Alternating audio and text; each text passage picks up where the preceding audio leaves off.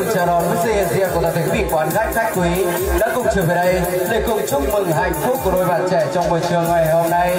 Và lời đầu tiên cho phép Thảo Nguyên xin được thay mặt cho lại gia đình anh chị xin gửi tới toàn thể quý vị chúng ta lời kính chúc sức khỏe, lời cảm ơn chân thành và một lời chào trân trọng nhất.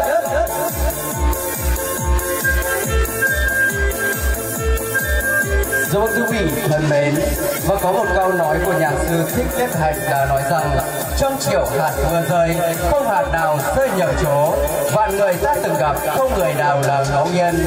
Cuộc sống này không phải là ngẫu nhiên mà là sự hòa quyện của những sợi tơ duyên phận cũng như câu chuyện tình yêu của hai bạn.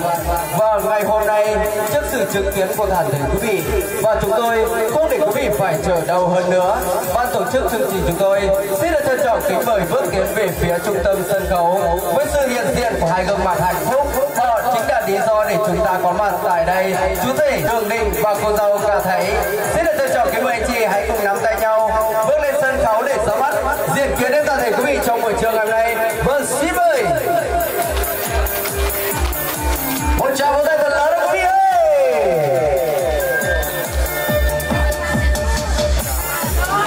Giúp quý vị thân mến, và đã hiện diện trên trung tâm sân khấu lúc này, quý vị chúng ta đang được chiêm ngưỡng hai gương mặt hạnh phúc.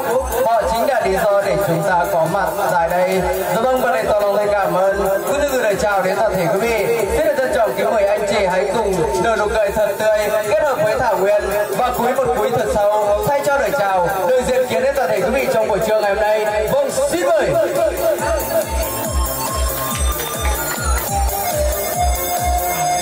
Dấu quý vị thân mến, kính thưa quý vị hài hò, kính thưa quý vị quan khách, yêu nhau chẳng quản xa gần, cầu không tay Việt cũng lần mà sang, yêu nhau chẳng quản lầm than, mấy sông xuống đổi mấy ngàn tháng qua, yêu nhau chẳng ngại đường xa, đã bạn cũng quyết phòng và cũng điều. Dấu quý vị thân mến, yêu và lấy được người mình yêu làm vợ làm chồng, là niềm hạnh phúc lớn nhất trong cuộc sống của mỗi con người chúng ta. Cuộc sống thượng đế đã ban tặng cho chúng ta, và ngày hôm nay anh chị thì cũng đã thỏa lòng mong yên cùng chung một mái nhà.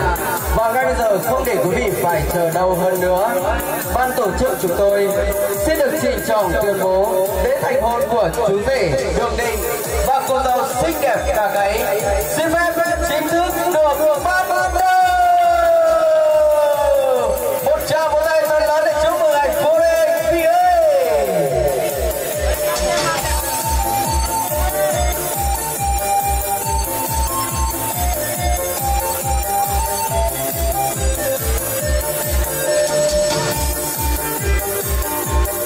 Dấu quý vị thân mến, và bạn pháo điện thực thớ họ quyền của những tràng vỗ tay thật lớn vừa rồi cũng đã bao nhiêu cho sự khởi đầu hạnh phúc viên mãn của cặp đôi nương chú rể Đường Đình và cô dâu Cả Gáy. Và chúc cho anh chị luôn luôn yêu thương nhau đến dần đầu tàu vàng trăm năm tình viên mãn bắt đầu nghĩa phụ thể. Và xin cảm ơn toàn thể quý vị chúng ta đã cùng hội tụ đông đủ trở về đây để cùng chúc mừng hạnh phúc của anh chị trong buổi trưa ngày hôm nay. Vâng, rất là trân trọng cảm ơn.